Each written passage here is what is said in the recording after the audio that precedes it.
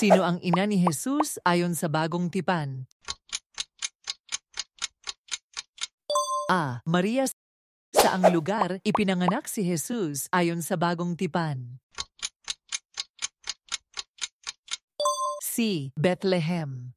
Ano ang propesyon ni Jose, ama ni Jesus?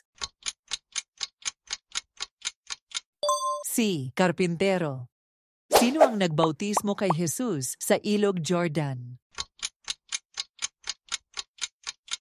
A. Juan Bautista. Ano ang unang milagro ni Jesus ayon sa Bagong Tipan? B. Pagpapagaling sa bulag. Magkano ang tinanggap ni Judas Iscariote bilang pabuya para turuan si Jesus? B. 30 pilak. Anong bagay ang binuhos ni Maria sa paa ni Jesus bago ito mamatay?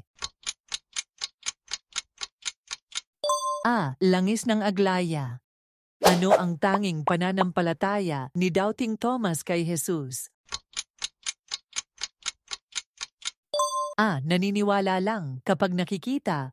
Ano ang tanging hiling ni Jesus sa Ama bago mamatay? B. Patawarin ang mga nagkasala. Ano ang ipinagawa ni Jesus kay Pedro upang patunayang mahalaga sa kanya? B. Kumain ng isda.